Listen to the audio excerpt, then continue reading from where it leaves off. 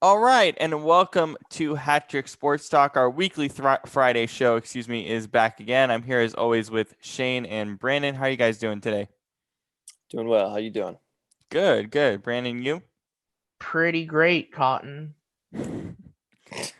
All right, let's get started with the big news of the week. Le'Veon Bell has signed a one-year deal with the Kansas City Chiefs. Brandon, I'll have you go first. Le'Veon Bell to the Chiefs. Does it make this offense even more explosive now? Uh, yeah, actually, I do. I think so. A lot of people on the media have been saying like they're a little confused about Le'Veon Bell going to the Chiefs, but I think it's actually pretty obvious why he would go to the Chiefs because he sees the Chiefs as his best option at winning a ring. Um, I think it adds another piece to that offense that, let's be honest, has not exactly been explosive this year. They've been good, but since the beginning of the year, I mean, the first game of the year, they were really, really good. And then every game since, they've just kind of been good, like they're not the like explosive type they were last year. I think bringing in Le'Veon Bell makes it so that now on third downs, I don't think he's definitely not going to be a three down back, but I think he'll be brought in as a third down or a goal line back. And I think honestly, that's perfect for him because he's still an explosive runner. He still has the ability to break tackles. And he also brings something that not a lot of running backs in the league are very good at, which is catching the ball as a pass catching back. Hmm. Um, so I think he really does bring another level of difficulty for that um, offense. Yeah, so let's talk about that piece too, because I do feel I want to make a couple of comparisons here. One, in terms of Clyde Edwards-Helaire and Le'Veon, I really feel that, like, at least in terms of prototype, they're very similar, as they are both receiving backs. But also, two, does this feel a little bit like Kareem Hunt and Nick Chubb when they're both healthy? Is that maybe a fair comparison to how they might use both of them in this offense? Shane, I'll let you go. Um, yeah, I think that makes sense. I mean, I don't think that they're on the level of Chubb and Hunt. I think they're much better.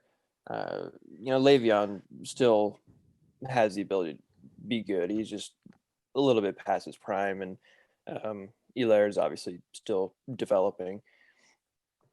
But it is interesting because I feel like this is a good spot for him for Bell. Um, but I would love this so much more if Le'Veon was, like a really good runner between the tackles or like a power back or whatever, because Hilaire is obviously such a great receiving back. And so it would just be a great 1-2 punch.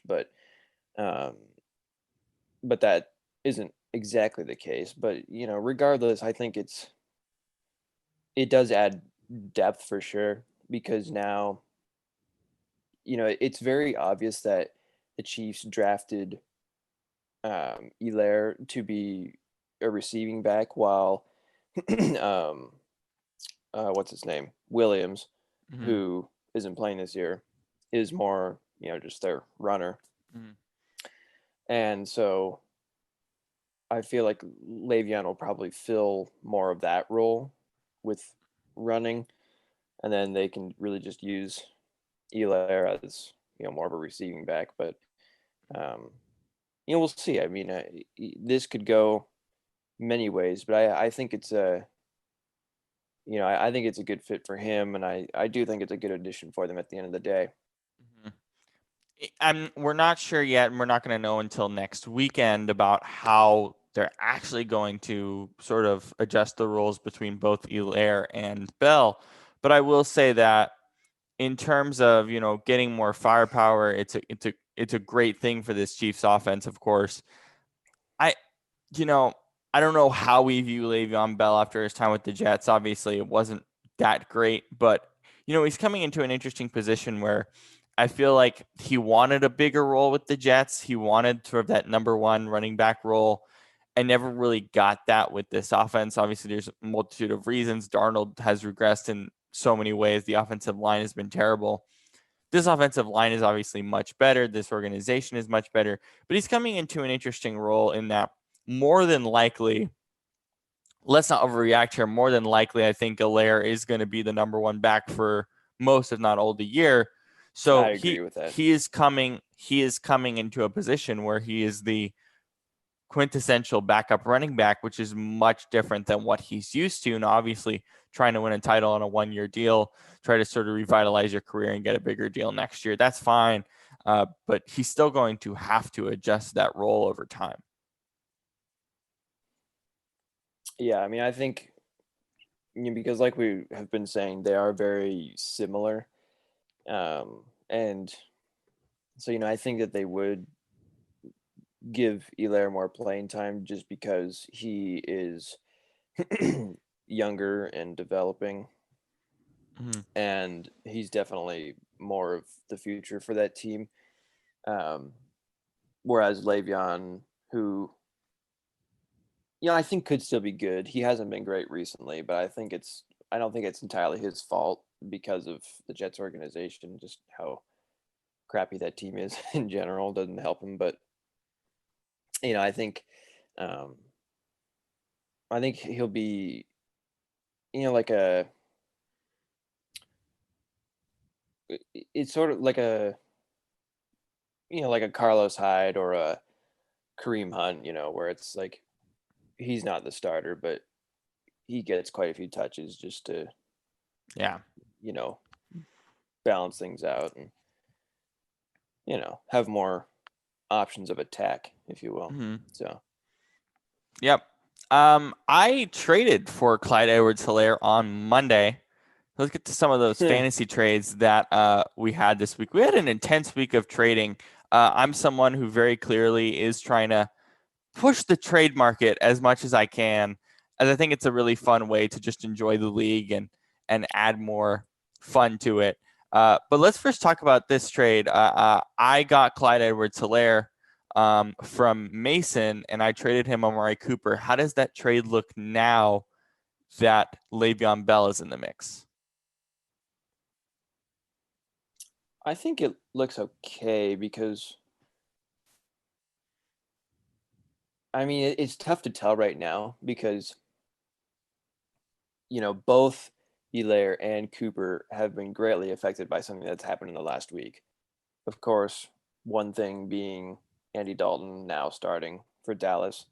We'll have to see how that goes. I think he'll be fine. I mean, I don't think Andy Dalton's all that bad. He's not amazing, but, I think he'll do the job. And then, of course, with Hilaire, we'll have to see how much playing time he has now that Bell's in the building. So, looking at that trade now, it's tough to say because I just need to see how they do for a couple weeks. You know what I mean? Mm-hmm. Brandon, do you feel the same way about this trade? Yeah.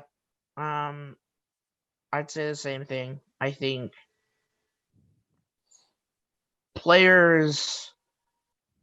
common players go, and I think in fantasy you make decisions and you kind of have to stick with them. Right, 100%. But sometimes you end up getting lucky and you trade someone off, and then the very next week they end up getting hurt. So yeah. And speaking of fantasy, some breaking news: Deontay Johnson has been ruled out for Sunday versus the Browns. So Claypool's going to get... Claypool is in. Yes, and you picked up Chase Claypool this week. Claypool is our Fantasy Star MVP for Sunday. We didn't release our Fantasy Star MVP, so for Sunday, he's our MVP. We'll go for the rest of the Monday and Tuesday MVPs as well in a bit. Yeah, Claypool is definitely going to get upgraded into, I would say, wide receiver 2 territory still. As I'm not sure what we'll see in terms of if he'll expand on the role that he had last week. It's still kind of hard to tell. But for me, I put him at wide receiver 2 status right now, which is pretty good. And then Brandon, we also had a trade later that day as well. I traded away Justin Herbert. You're not always too happy with Watson, so I figured you might be interested in Herbert. And I picked up Preston Williams, who's a nice streaming option against the Jets and a pretty good long-term option, potentially a receiver. But what are your thoughts on this deal? About our deal? Yes. I think our deal was very fair. I think I have a bounty of wide receiver talent on my team, and I was looking for a backup quarterback after the Dak pickup didn't go the way I thought it would. Yeah. And yeah, so I'm pretty happy with I it. still feel terrible about that. We did talk about that Dak trade last week. Yeah. And then let's go to the Alvin Kamara saga that was yesterday. This was pretty fun. Ultimately, it was fun to interact with everyone in the league and get everyone's opinions, or at least some people in the league, and talk through some of these deals as they were very interesting. So on Thursday, I hit up our guy Tanner asking about Alvin Kamara. Now, Alvin Kamara's value is extremely high. His value is a number 1 overall player right now for the rest of the year. And so I gave up Tyler Boyd and George Kittle, and he gave me Darren Waller and Alvin Kamara, and this was vetoed. Brandon, you thought the trade was pretty fair, so I'll start with you there. Did you disagree with the veto power here? So here's my thing. I thought the deal as it was fair. I would have just originally I would have taken out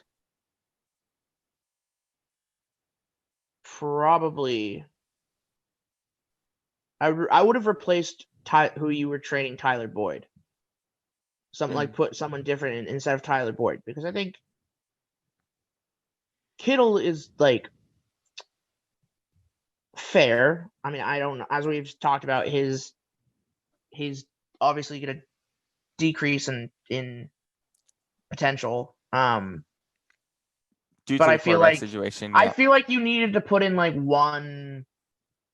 a bigger name, Yeah. And I know you suggested Michael Thomas, which would have been hard. I think that would have been hard for me to do.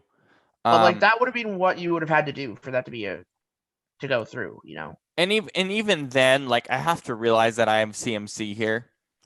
And so with CMC, I'll be honest, he is fairly untouchable. I told Paul earlier in the week that he's untouchable. The only 2 guys that I would even remotely consider giving up CMC for was Alvin Kamara and Zeke Elliott at this point, which is extremely high value. Again, I paid a very high premium for CMC, so he's pretty much untouchable at this point. So the fact that I had CMC makes this trade interesting, because he didn't want CMC at all, which I thought that's part of the reason the trade didn't go through. I think part of the reason is because he didn't want CMC. Kittle's value, at least from overall ranks, is exponentially lower. And then on top of that, I feel like I can't give up MT, because if I give up MT, I don't have a wide receiver 1. Yeah, two RB1s is excellent, but realistically, considering how the league looks right now, you do need an RB1 and a wide receiver 1 to be successful in this league. Yeah. I don't think 2 are like, if you have a wide receiver 1 and you can get 2 RB1s, all the power to you. I was trying to do that with CEH. But to be honest, in this league, how it's balanced out, I can't give up MT, even though the value for Kamara is amazing. I need a wide receiver 1 in order to win this league. That's just the reality. Shane, your thoughts on the veto? I think, I don't think it was a super fair deal for Tanner. I mean, because Kittle, Kittle has good value, obviously, but I mean, I worry about him because he's been, inconsistent to say the least this year, just because of the quarterback situation. So, I mean, who knows, how he's going to do week to week. And then, like Brandon said, I feel like if you had another big name like Thomas, that would have worked. But at that point, I don't think it's worth it for you. So Do you think for the reasons that I've outlined, it makes sense why Thomas would have been hard for me, even though the value of Kamara is exponentially higher still? right, because I mean, you still have, like you said, you still have Christian McCaffrey. So that's a lot of when when he's healthy, which he will be any week now. Um, that's that's incredible value right there. Mm-hmm. So yeah, I mean I think I wouldn't say it's a good idea to try and trade him away. Um, so Mm-hmm.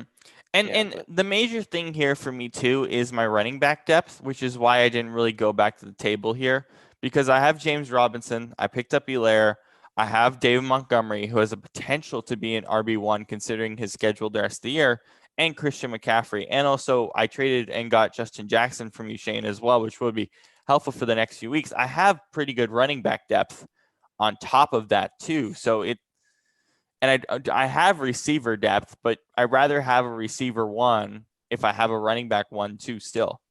So at the end of the day, I got why this was vetoed. If I'm looking at it from a commissioner standpoint, and obviously this is my trade, but obviously integrity of the league is very important, especially when you're looking at it from a commissioner standpoint. So I didn't look at it originally as a complete fleece or a veto type fleece. I really didn't feel that was the case when we made the deal, and that's why I made the deal originally. But if you're looking at it from an outside viewer, from other people's perspectives in the league, I understand Paul made a really good argument that Kittle's values we talked about, as Brandon has mentioned, will go down. I mean, the fact that he wanted Kittle was a bit concerning because, again, tight end is too volatile. Like, I wish I didn't have to put Waller in this deal, but I had to because the options weren't there. There's no other tight end options left in the league. It's just the reality of the league. So, I mean, I honestly, I wish I could have just given up Kittle and not gotten a tight end back. Like, I would have done this deal if it was just maybe someone else for Boyd and Kittle, and I just got Kamara back, but I really needed Waller to make it work because tight end is just unbelievably bad right now. Yeah. So I think there were just so many factors as to why the deal just didn't ultimately go through.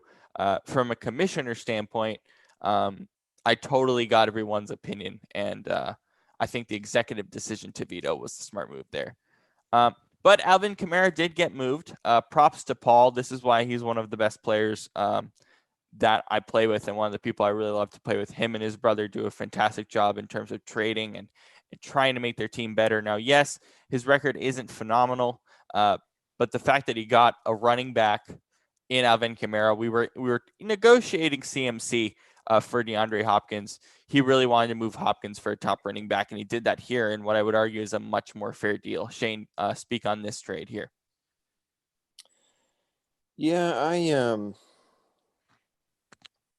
yeah, I think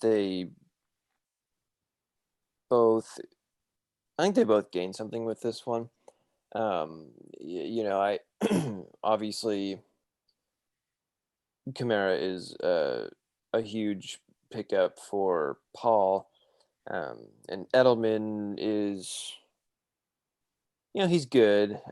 Needs Cam to be productive. Let's be honest. That's the thing, yeah. But yeah, I think he's good nevertheless. And then Tanner in return getting D Hop. That's obviously fantastic. But Darrell Henderson, I don't know about that part because now that Cam Akers is coming back, is he going to have less playing time? Um, I don't know. I worry about that, but I think Paul definitely wins this deal easily. But I think Tanner does get something out of it, with D Hop being such a productive receiver. Yeah, he's the number one overall receiver in fantasy right now. Yeah. Brandon, your thoughts on this deal before we move on? Yeah, I think it's basically I see it as a balanced deal because it's like top running back. You're swapping a top running back for a top wide receiver, and then like you're basically doing the same thing with the running back for wide receiver in like a middle range running back for a middle range wide receiver. So I think it's one of the more fair deals out there. Yeah, for sure. I would agree. I think it was smart on Paul to jump on this, especially considering he needed a running back. Again, I'm still honestly ultimately very surprised that Kamara was available. It's honestly, it's funny how fantasy works, but you can negotiate deals, man. You can really negotiate for almost anybody. I think that this trade proves it. I think Kamara proves that you can really negotiate for anybody. It's just about how fair is the deal to the rest of the league and for yourself as well, ultimately. Yeah. And then our Fantasy Star MVPs for Week 5, we didn't announce them earlier in the week. So for Sunday, it is obviously Chase Claypool with 42.6 points. Monday, Mike Williams, 27.9. We'll see what happens with Mike Williams. He's kind of been up and down, but hopefully he stays healthy for Justin Herbert. And then A.J. Brown, who I luckily kept on this team when he had a pretty good buy low option. He is now kind of back in the fold, still dealing with the injury a bit, but is back in the fold with 21.2 points on Tuesday. Let's get through the Week 6 schedule. A lot of fun games here. It is weird not having Thursday Night Football, I'll be honest. It is quite strange. Yeah, it kind of was. To not have it, of course, with the Tuesday games that ended up happening. All right, here is our schedule. We'll start with the 10 o'clock slate, which is much smaller. Well, the 1 o'clock slate is pretty small, so we'll go through both 1 o'clock games. But Brandon, I'll go with you first. A 10 o'clock game you're looking forward to. It's quite simple, really. Browns Steelers. Yep. I want to see that fighting.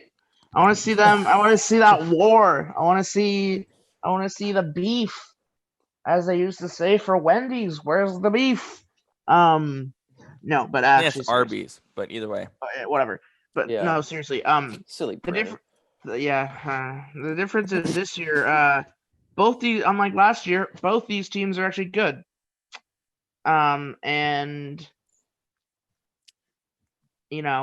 I think the Steelers will have no love lost. And I'm expecting the referees to be throwing flags left and right because even if they get close to a fight, the refs are gonna be like, "You're out of here." yeah. So, Shane, if the Browns win this game, even if it's by, let's say, a field goal, do we look at the Browns differently if they win this game or no? I do, without a doubt. I mean, I don't know if that's the case for everybody, but yeah, I mean, this, we've always, at least you and I, Robert, and I think Brennan too. This year we've kind of looked at the not the Cowboys, at the Browns as a Cowboys kind of team where they beat bad teams, but then struggle against good teams. Pittsburgh, however, I think is a legitimate team. I think they're actually really competitive against anybody, regardless of their record, whatever. And so, if Cleveland can win, then I think we'll look at this and go, well, actually, maybe they are, a legitimate, not maybe, they are a legitimate team. They're not just, they're not like a Dallas, you know what I mean? Mm-hmm. I do still worry about their defense, without a doubt, especially the secondary.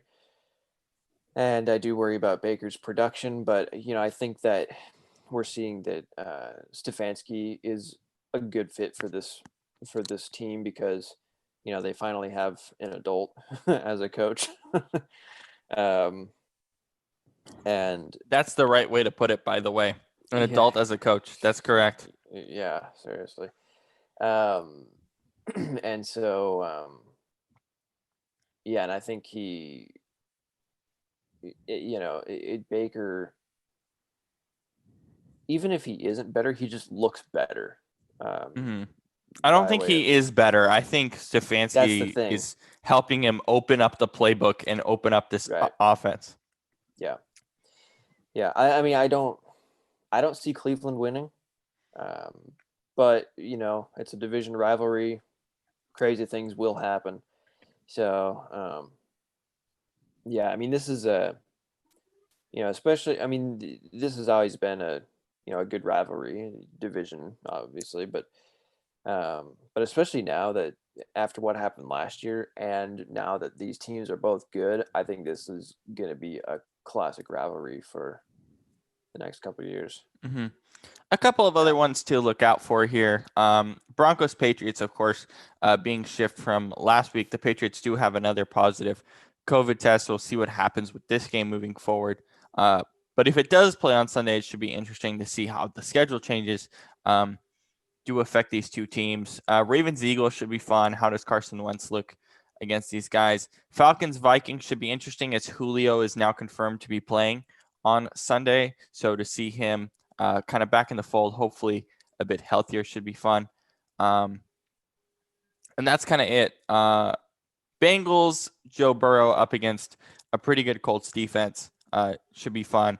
But let's get to the 1 o'clock games. Shane, I'll start with you with the Packers and the Bucks. Yeah, I mean, this is the one that most of us are looking at. I mean, it's Jets, Dolphins, whatever. That should be a pretty easy win for Miami. But yeah, Packers, Bucks. Rodgers, Brady. Yeah, that's fun. This is interesting because this is, at least to me, Green Bay hasn't had a really hard challenge yet. Not that the Buccaneers are that great, obviously, but I mean, you look at Green Bay; they've been playing, Atlanta, Detroit, Minnesota. You know what I mean? So Minnesota when they were bad, by the way. So yeah, I mean, I think that I do think that Green Bay wins. However, I want to see how their defense, who has impressed so far, more than I was expecting it to, at least. I want to see how they can do against this offense that has so many good pieces to it. And, then on the other side, I mean, I just want to see if Green Bay's offense continues to be very, very high-end productive, as it has been throughout the year. And if that kind of high-octane energy just continues even after the bye and everything. So, yeah, it should be interesting. Brandon, I'll actually go to you with the Jets-Dolphins game, as you have taken Ryan Fitzpatrick, high in our quarterback draft.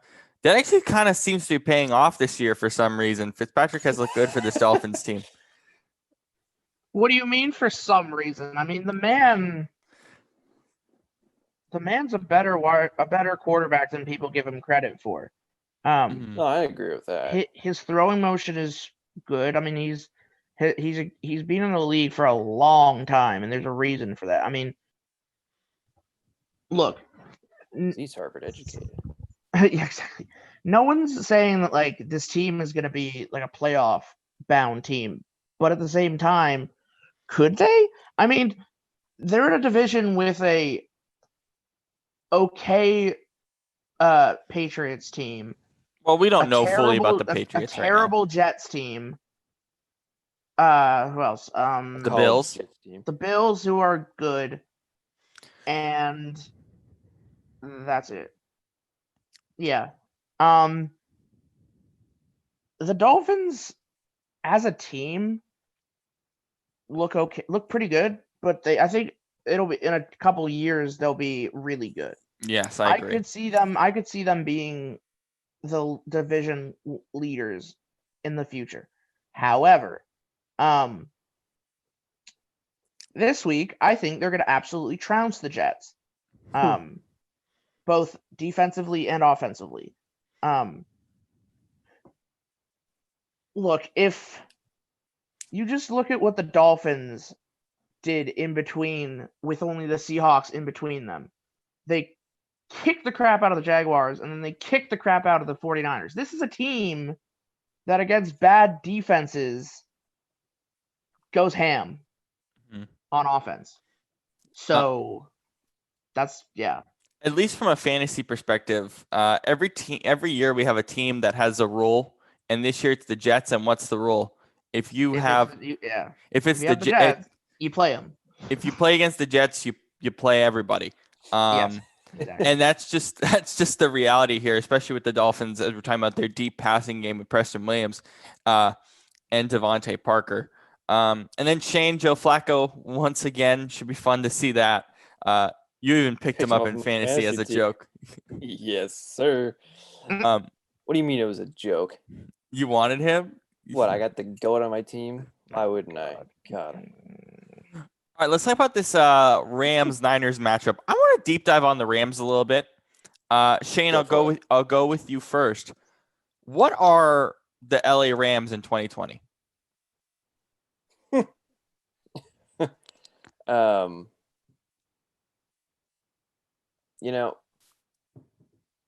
I think this is what it is. I think last year they kind of faced the fallout of all their, salary cap issues and whatever else.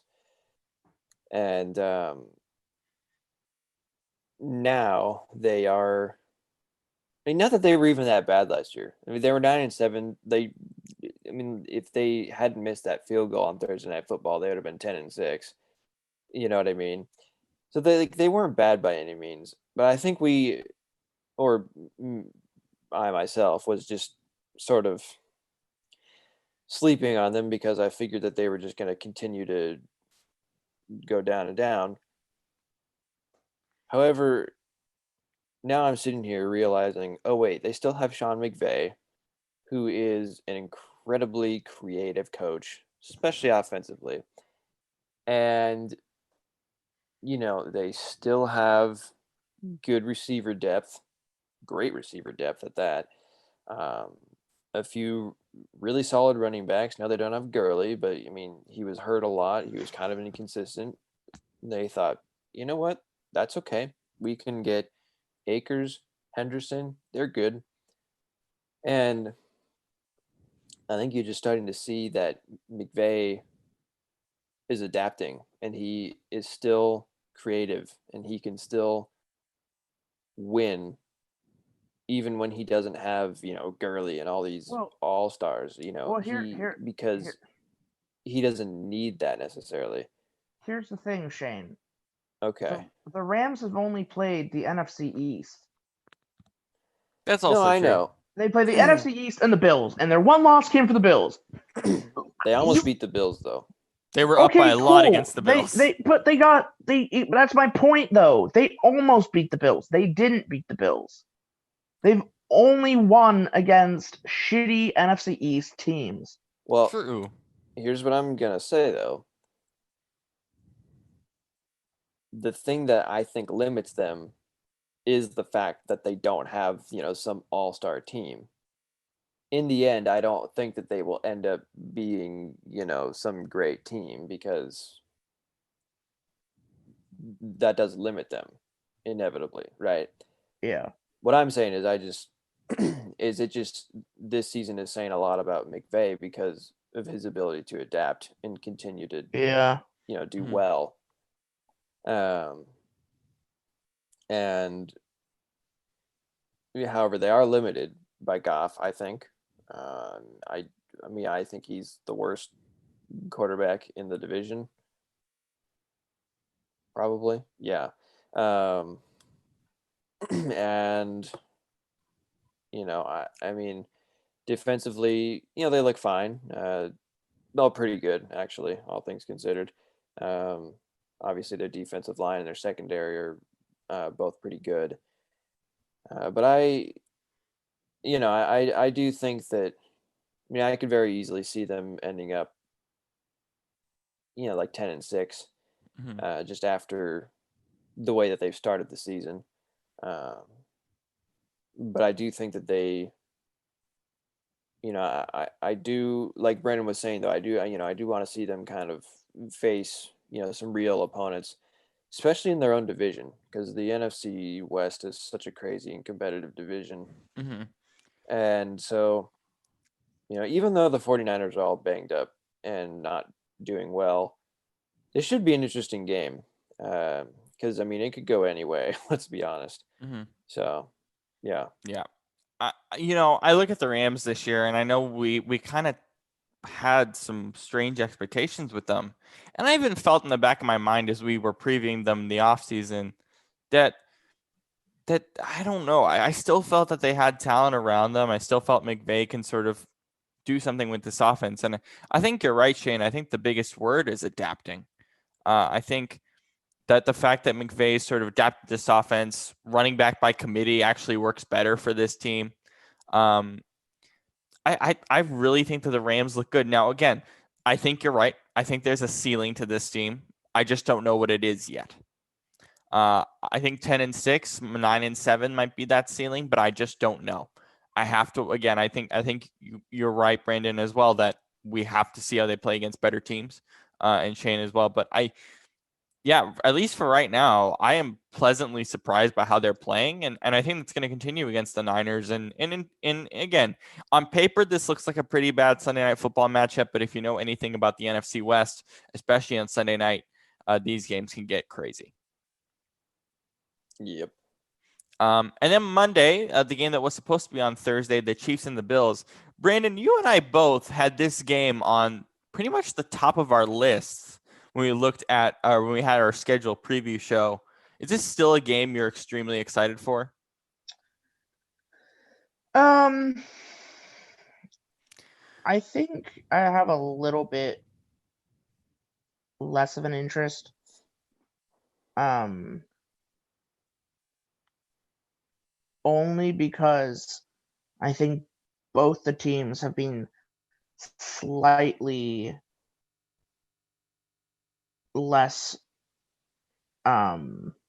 impressive than I thought they would be. Not to say they're bad, they're just like something about it that I can't really put my finger on it. Like I'm sure it'll be a great game, you know. Mm-hmm. But I think after seeing the Bills just get trounced by the Titans, I mean, yeah. Shane, does that one game against the Titans really change how you feel about the Bills that much? I mean, it was just one. Yeah, it was a blowout, but it was one game on a Tuesday night. Obviously, with the schedule change, does it Right. really change your perspective on them right now? Because I don't know if I'm ready to overreact just because of one blowout. No, it doesn't. I mean, a little bit, but not really in the grand scheme of things. I think they still win this division easily, um, and I think they are still a top 3 seed in the AFC, probably 3 or 4 seed. Um, well, obviously they would be if they won the division, but anyways, um, I should say a top 3 or 4 record. Um, but yeah, anyways, I mean, the team that I really changed my opinion on, though, is the Titans. Mm-hmm. Um, I thought that they were good going into the year. I just was worried that they were a little limited at, offensively in terms of the passing game. But now, after the first few games and after that game on Tuesday night, I can now see that I don't believe they really are as limited as we may have thought, or at least I thought. Um, I think this team is quite dangerous, to be honest. And yeah, I think this team is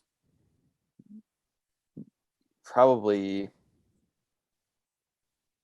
maybe the best team in the AFC. Maybe. Here's the deal with the Titans. This division was weird. We went. I don't remember. Did I have the Titans winning the division? You had the Texans. I had the Texans winning the division.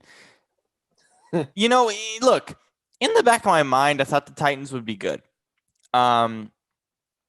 I still had some, tighten up belief, so if you will, with the Titans. I thought bringing back Tannehill had a chance. There's a chance Tannehill could have regressed a little bit, but I wasn't too worried.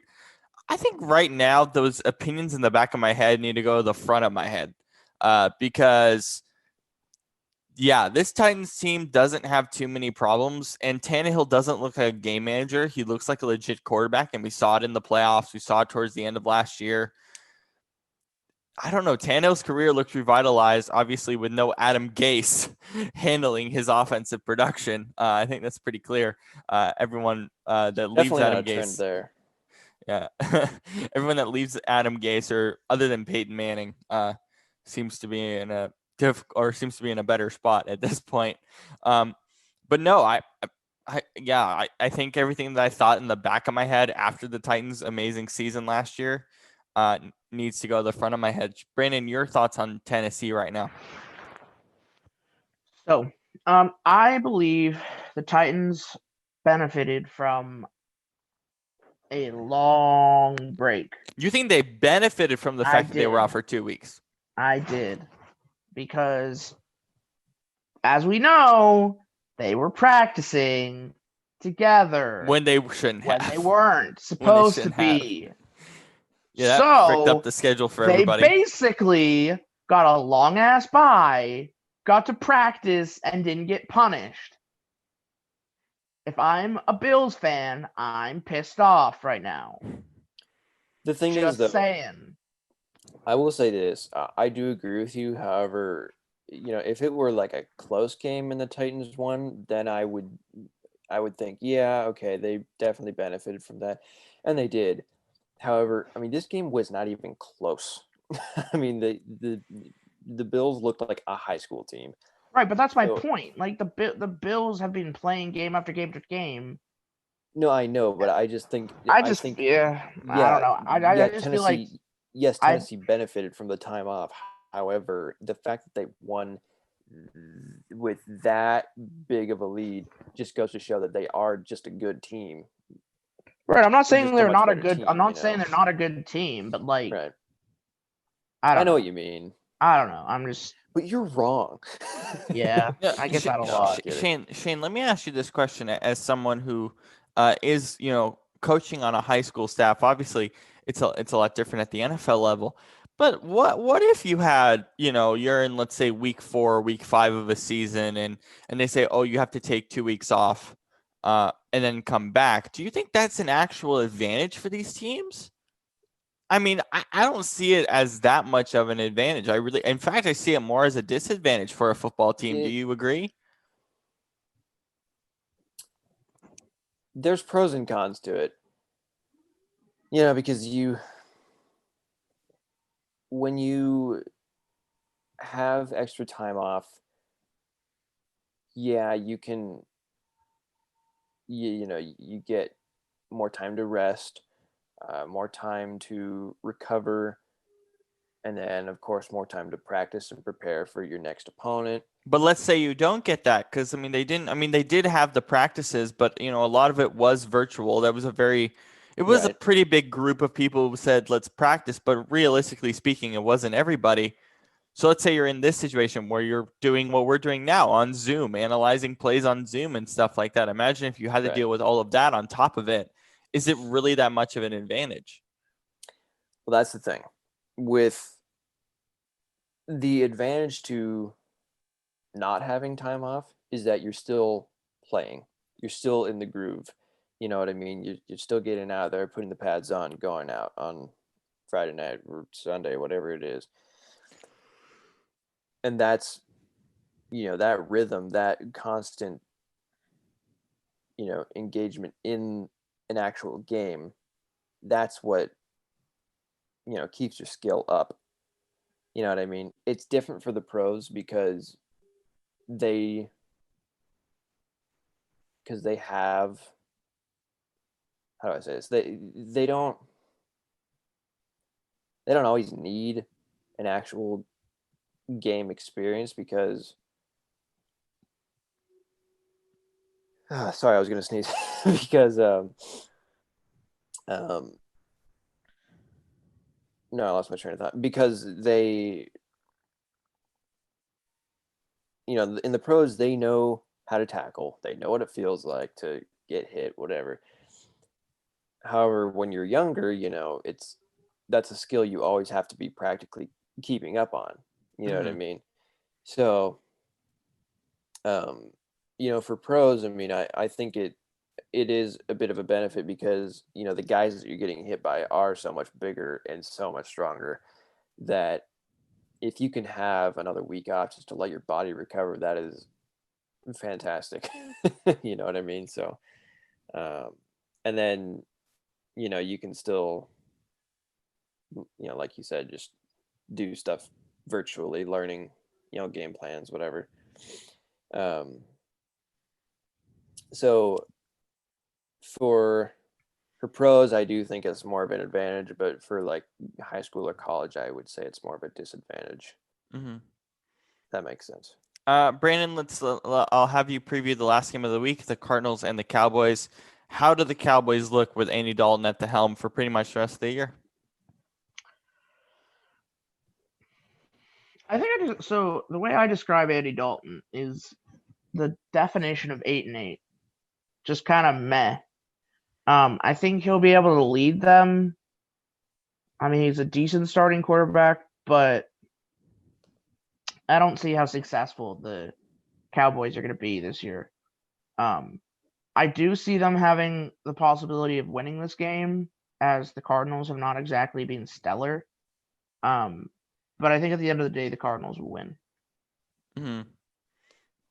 I feel with Andy Dalton that you're right. I think 8-8, but we said 8-8 for the Cowboys anyway. So I don't know how much this really changes how we feel about the Cowboys just as a whole, considering their defense as well. See, the thing is, this is a hot take. Really hot. We're going to turn on the stove for this one. I don't think Dalton is really that much worse than Dak Prescott, if at all. I mean, I think they're about the same, to be completely honest with you. Didn't you think that when Andy Dalton was a Bengal as well? I might have, because if you look at Dalton last year, yeah, he looked bad, but look at the Bengals. Okay, they suck. I mean, Burrow's actually made that team look pretty good offensively, though. Like, they were terrible. Well, yeah, I mean, Burrow, it's Burrow. He's right. Pretty good. But even he can barely win. You know what I mean? I mean, it's just the offense on that team is just horrible. But, back in from like 2010 to about 16, when the Bengals offense was actually not too bad. Dalton was throwing 30, 35 touchdowns a year, winning 10, 11 games. And that was in a not so great organization. So, in fact, if you look at Dalton's career numbers compared to Dak's in terms of where Dak is right now, Dalton is actually better. So, if you give Dalton time to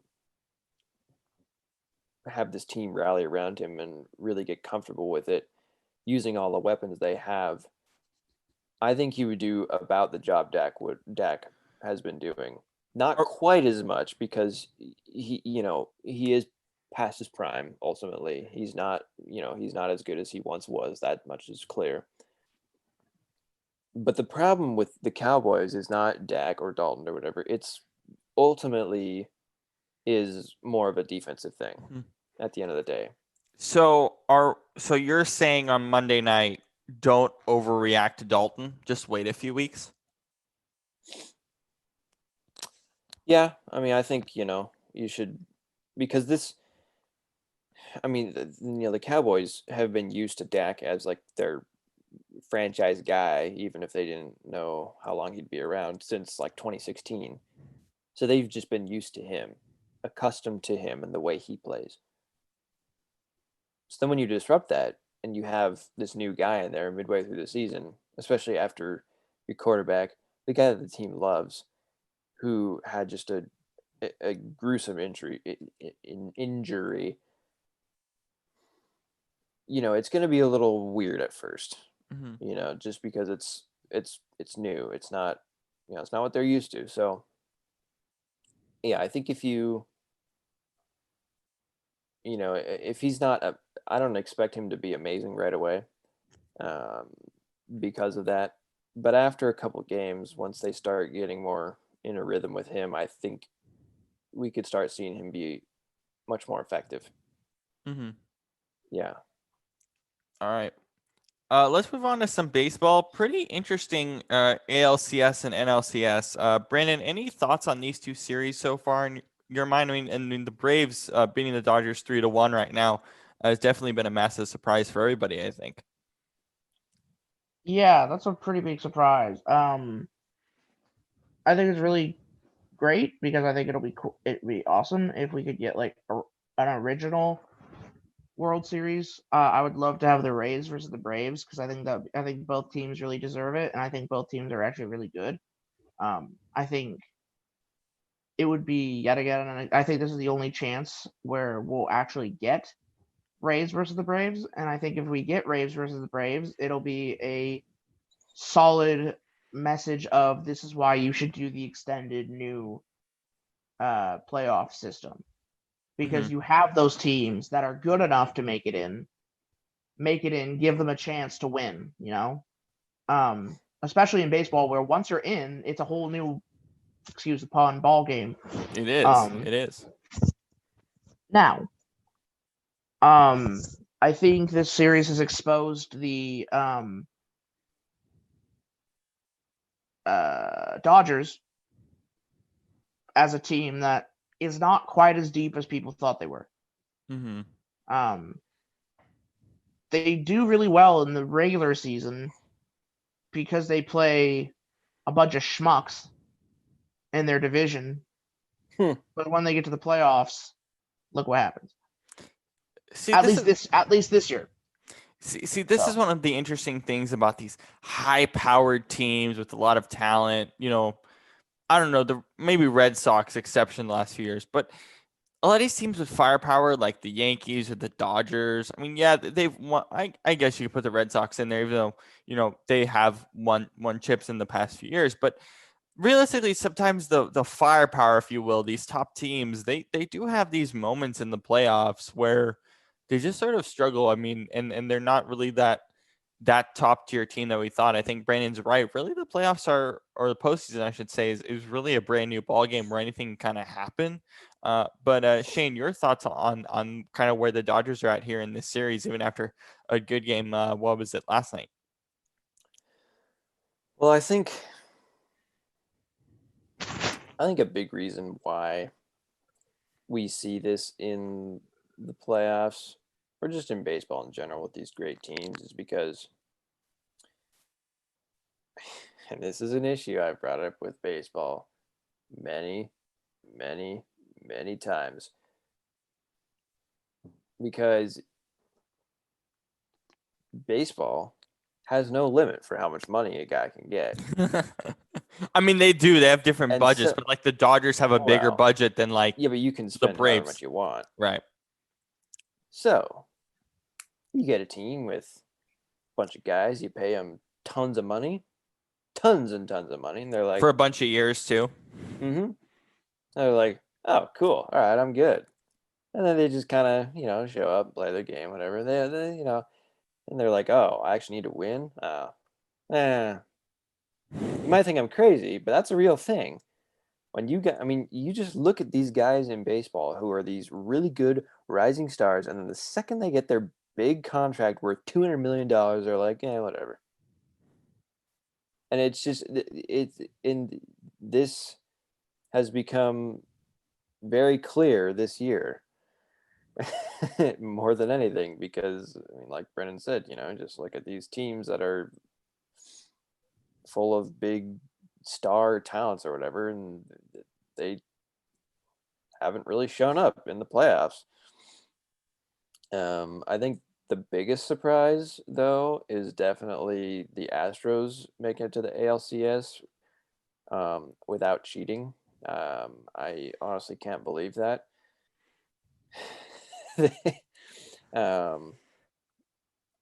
So here's the thing with the Astros. The Astros have been worse this year. That's very clear. Brandon's made that argument many times. But again, this again goes back to why the heck did they cheat in the first place? This team's good enough to win a World Series without cheating. They probably would have won the World Series in 2017, probably without cheating. They had talent on that team.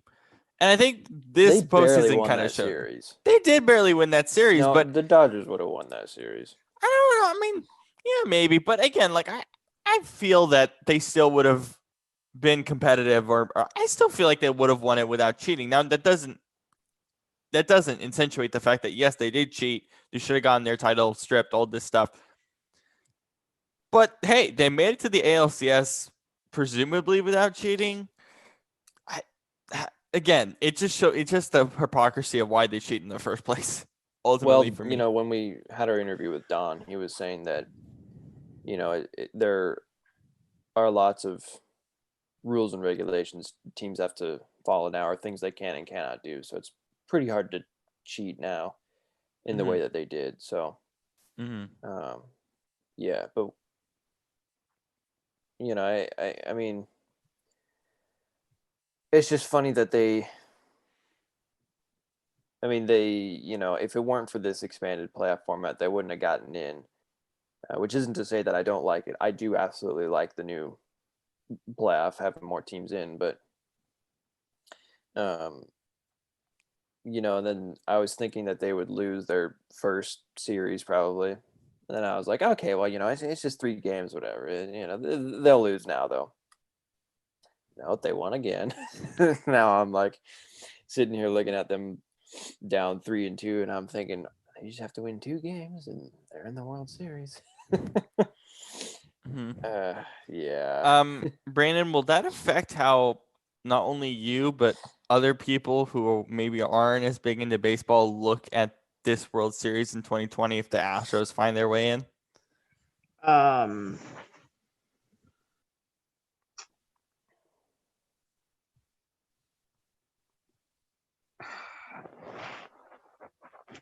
If the Astros find their way in, it'll be a whole bunch of bullshit. But, assumingly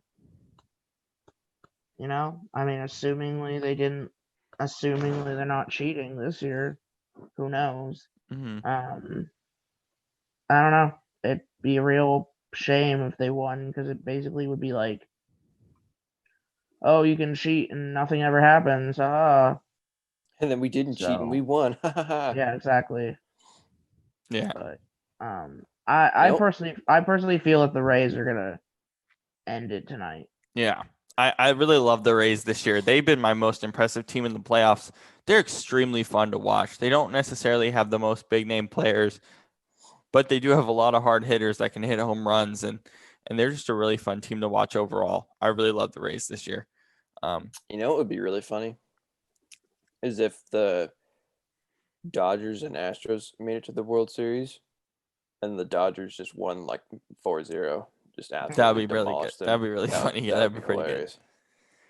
Good. All right, let's move on to some NBA news. We got some shifting and moving in the front office world. So Ty Lue was the assistant coach of the Clippers last season.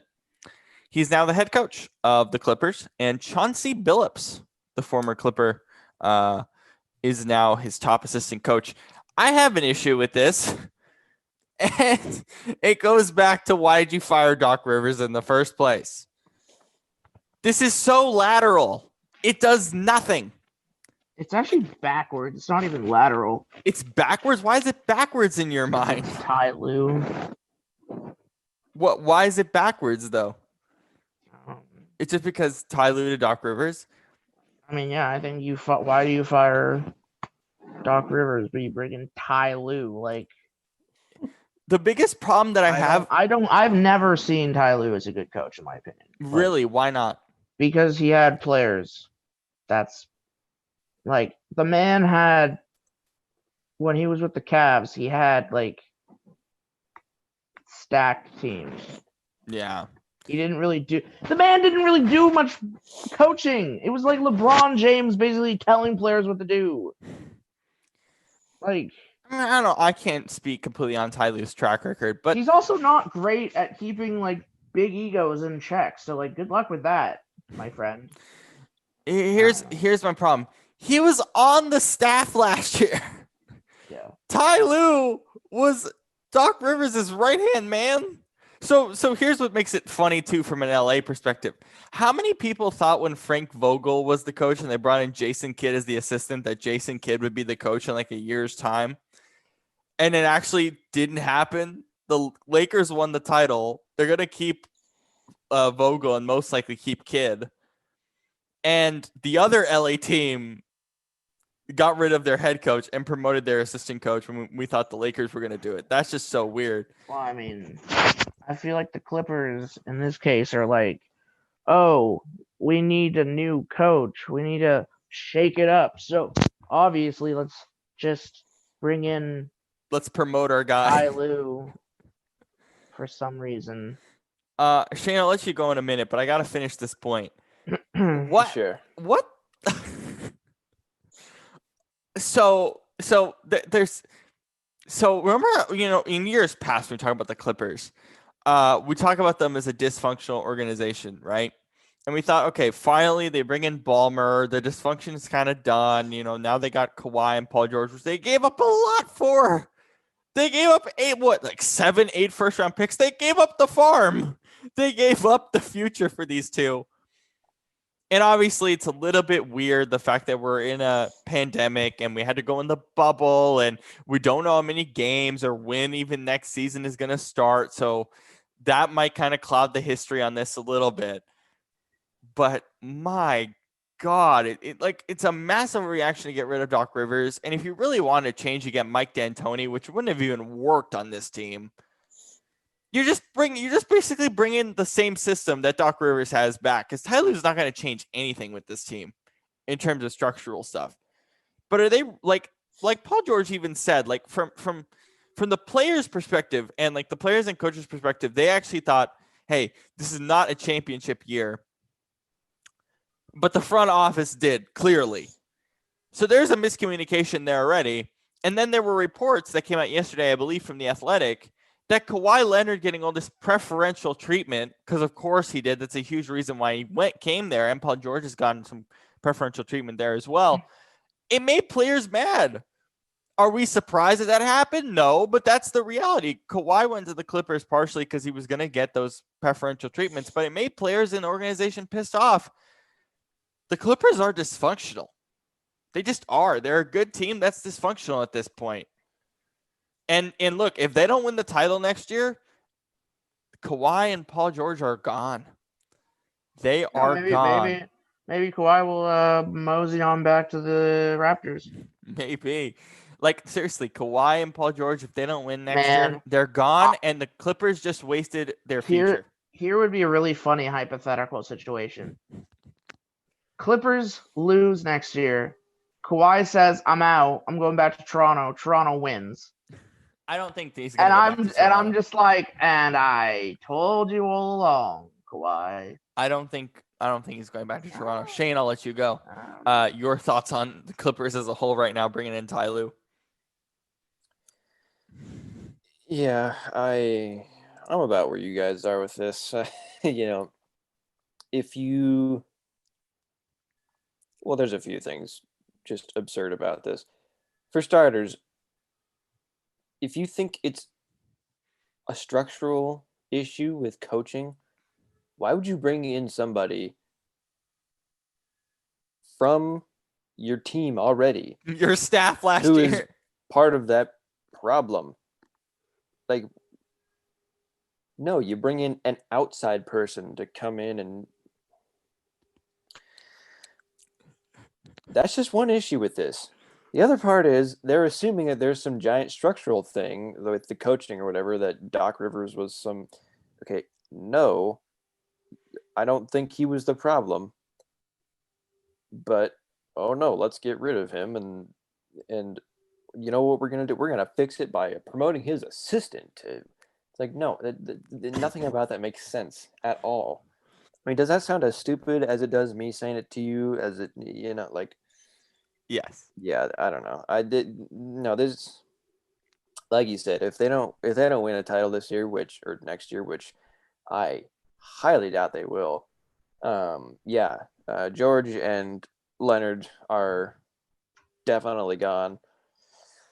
You know, I mean, I don't know where they'll go, but I don't see them staying there. Maybe if I don't know, maybe Kawhi does go back to Toronto, especially if they get Giannis or something. Just hypothetically, I think Brannan would lose his mind if that happened. I but would have a fucking party, my dude. I would Would buy I be invited? fireworks. Yes, but right, Robert cool. wouldn't because he's a hater. The Raptors probably would be my number one team if that were to happen. But Shane, your thoughts not only on that, but the report that Kawhi's preferential treatment kind of pissed off the players in the organization this year.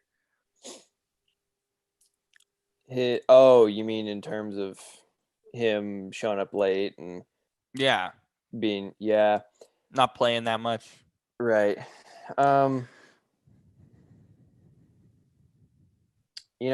That's a tough situation.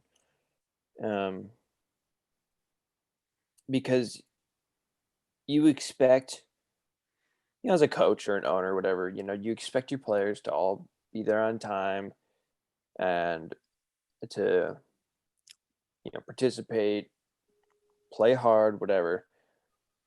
And so when you have a guy that doesn't do that, it's annoying, obviously. But when it's Kawhi Leonard, all of a sudden, oh, it's fine. He's Kawhi. And it's like, okay, well, why is he, getting this kind of treatment, right, when the rest of us wouldn't? Even Paul George got this treatment too. Let's not forget that. Right. And it's, I don't know, it's tricky because, you look at them and you're like, normally if a player did that, they would probably just be cut. But I mean, you look at these guys and you're like, oh, well, you can't cut them, So I think they just should have taken more disciplinary action instead of just letting them get away with it. You know what I mean? Because that's kind of weird in my opinion that they just were like, yeah, it's okay. Mm-hmm. I mean, if I was another player, yeah, I would have been pissed as well. I mean, that's be a teammate, show up, do your job. You know what I mean? Yeah. So I have to give Ryan Russillo credit from The Ringer about this because I think it was really well done when he said this, and this is kind of describes the Clippers perfectly for 2020. It felt like the Clippers already won a title, how they were acting this year, where it was like, oh yeah, Kawhi's going to take games off. We don't know about Paul George and his injury, all this stuff. They acted like the Warriors acted towards the end of their run a little bit during the season. But the reason why the Warriors were, at the end of their run with KD, taking time off or whatever, or even LeBron taking time off with Cleveland after, a few games here and there, because they won titles already. They were proven. This team wasn't proven. Yeah. But they acted like they were, and that was a huge problem throughout the whole year, too. And let's go on to the Rockets. Daryl Morey has stepped down as the GM of the Houston Rockets. Brandon, is it time to trade James Harden? Is it time to blow this up or no? Well, I mean, they just built it. I feel like they just built it, So no, you wouldn't No, make changes. I would give it one more year because I think you need to give Harden and Westbrook another year. Mhm. So Shane, do you get okay? Let's say you don't trade Harden and Westbrook, and you don't blow this up. You need a center here, don't you? Yeah. So, what are you asking? Like honestly, okay. So here's my number one candidate for this job. What is it? Jeff Van Gundy is my number one candidate. He's a Houston local, ESPN guy, of course. He did the finals. I think he comes in here. I think his brother comes into New Orleans, but that we'll see what happens there. But let's say Van Gundy goes into Houston. Does he blow it up? Or does he say, okay, let's see if we can get a center here. We don't really have a lot of cap room, but let's see if we can get a center, maybe trade up in the draft. I don't know how that would work. I mean, I don't know what his perspective is on Houston, but if you're coaching Houston, what do you do right away? Like, how do you come in? What is your first priority with this team?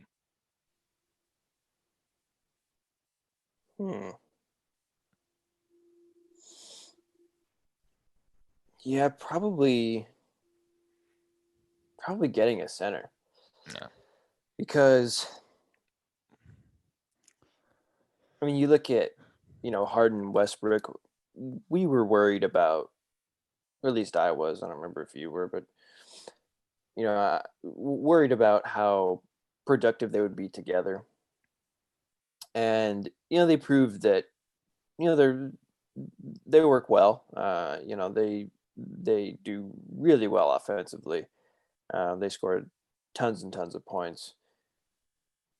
I think especially if they can get it more of a defensive guy at center, I think they would really benefit from that, because that's kind of what they're lacking, And so, yeah, I mean, I think that would help them a lot. Mm-hmm. And then, like Brennan said, give them just a little time to really let that connection meld and work out. And yeah, I think this could be a really competitive team, more so than they are already. There's a difficult option at center, and there's one that seems maybe a little bit feasible, but it would still be hard. Of course, Joel Embiid would make sense. If you're going to keep Westbrook and Harden, you're not going to have the money to afford the man, the myth, the legend, Joel Embiid. But maybe you can afford Miles Turner. Indiana might be looking to make a move, make a shift. I don't know how it works money-wise, but Miles Turner would make some sense. Maybe Houston comes in with interest with him. But Brandon, what's kind of your first priority as if you were the new Houston Rockets head coach? If I'm the Houston Rockets head coach, I'm looking for a third, I'm looking to make that duo or trio, Mm-hmm. But how do you do that with the cap situations that they have? That's a good question. It's a very good question. It's really hard. You're gonna have to start taking some of your and the problem they have is they're not in a position to go all in, they're not in a position to take young guys, package them, and trade them to get a 1-year guy. Yo, they have older players off their bench. There's not really young guys here. Yeah. So I don't know what they're gonna do. Right. I really don't. I think their cap situation's the problem. You come in here and you go, okay. Yeah, they're in a bad position. You're kind of stuck, honestly. You could maybe get Miles Turner, but if you're not going to throw in Westbrook and Harden, what can you throw in? Do you want to throw in 2 to 3 first-round picks, and I don't even know how you make the money work? It's so they're in a just like Philly. They're in a position where they're kind of stuck right now. And you just don't know what to do, and it's mostly just because of that cap room. Yeah, if they were in baseball, this wouldn't be a problem. But God, Oh my God. Just throw money at the. Just get like a. let's make teams Oh, less competitive. yes, Yeah, just that sounds good. get a leaf blower and just blow the money at them. Okay, Brandon, we have authority to get excited Okay. because Conor McGregor Okay. is back. Yeah, but he What a doesn't want to shocker. fight until he wants to fight in Dallas though. Yes, he does. January 23rd, that seems pretty official. But he wants to fight in Jerry World, AT&T Stadium against Dustin Poirier. So the date is official. We don't know about the arena yet. But AT&T Stadium, I think, would be super fun. But your thoughts on this fight, Conor McGregor, Dustin Poirier, and is this a good preparation fight for Manny Pacquiao? I don't see what the fuck that has to do with Manny Pacquiao. Unless he's not gonna take him to unless he's only gonna like stand and punch the whole fight, Yeah. Like, I mean, I don't know, man. I feel like him fighting Manny Pacquiao makes me think he's just an idiot now. Like, I can't take him seriously as a UFC fighter. Like, I mean, at least he's fighting Poirier first, but he's kind of using it as a prep fight, yeah. which is, I mean, Poirier is a real deal, man. Like, I personally think Poirier is gonna beat him, but there's a chance. It's much harder than the Cowboy fight, though. well, yeah, because Cowboy's old as fuck. Yeah. So for me, I think Conor wins, but it's so even. Like this is the kind of Conor fight you want to see, where he actually has a challenge, a real challenge. Yeah, we thought Cowboy would be that. It wasn't. But this looks like a fight that really anything can happen. And I think AT&T Stadium would be a perfect venue. Shane, your thoughts on the hype if Conor McGregor and Dustin Poirier fight in Jerry World?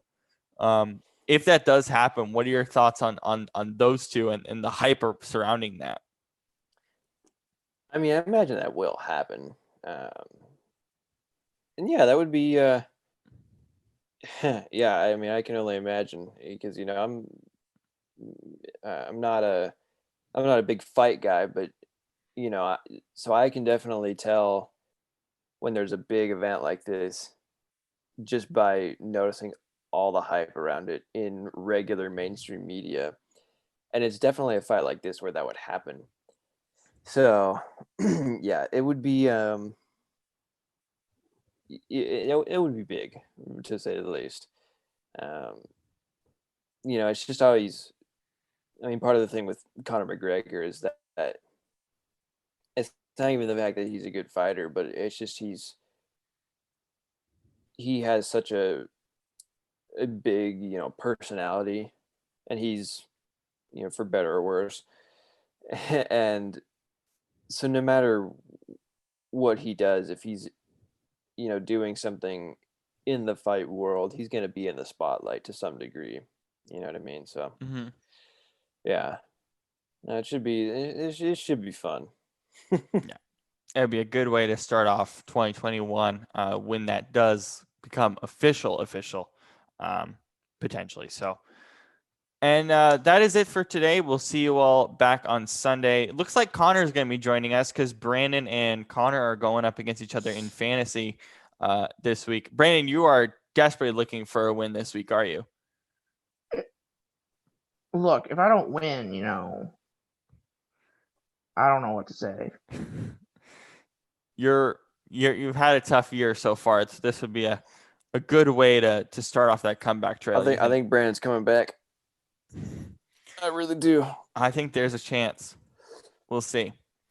So Connor will be joining us for our Sunday post show. We will see you all then. Thank you, Shane. Thank you, Brandon, for a great show as always. And we will see you back here on Sunday night. Enjoy the weekend, everybody. Yes, please enjoy the weekend.